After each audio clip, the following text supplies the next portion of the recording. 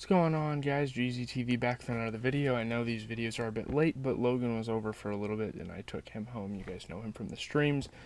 Speaking of streams, in less than 45 minutes we are going to be booting up. So real quick here, we're just going to get our live content out. We're going to talk about Dexter. We are going to talk about the new music that came out this week. I'm sweating. I know. I went harder than mini hoop. So yeah, you know the plot, the critical reception. You guys know exactly how this goes. So let's get into it. So yeah, obviously my PC is going to be here probably in about 11 days or so. Maybe 12, I don't know.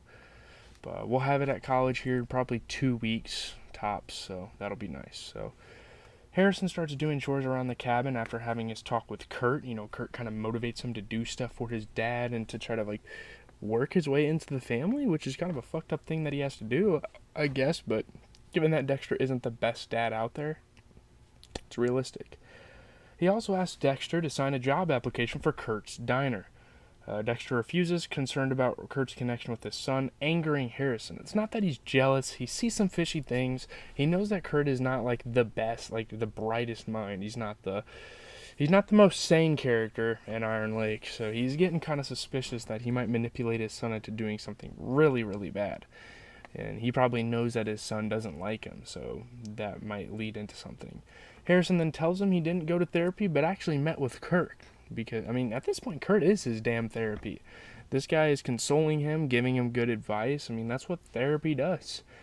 Not this stupid ass, like, supposed expert that you're sitting in front of that you have no idea who it is, you know?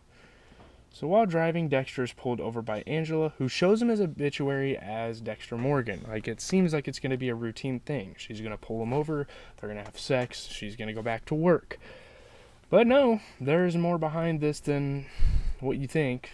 Obviously, we know that she had the obituary, but she confronted him about it right then and there, very quickly. She seems confrontational, she seems like a go-getter, and that's kind of like what her character is. She forces him to drive to the station to explain everything. She's going to ask him some questions. Dexter claims that Rita's and Deborah's deaths impacted him, and he couldn't live with that life in Miami, prompting him to attempt to kill himself by driving towards a hurricane. I mean, that's a pretty good alibi. It's a pretty good story. Seems pretty believable. And in a way, it kind of is. He couldn't really handle himself. Obviously, he's not going to tell her that he was a serial killer, but his life got so many people trapped into what he does and what he's about that it hurt other people, you know. He claims surviving was a sign to start again, abandoning his old life and starting a new one. Angela calls him out on abandoning Harrison and failing to amend everything. She is also angry for finding that the relationship was built on a lie and breaks up with him. Like, yeah, they're done. She's not going to continue to have a relationship with you, buddy. You just flat out lied to her face. Like, that's what it is. You know? After Dexter leaves, Molly enters her office, intending to question Kurt about his lies to find the truth.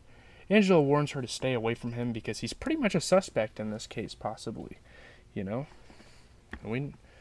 He could be at risk of, you know, being scared off, I guess.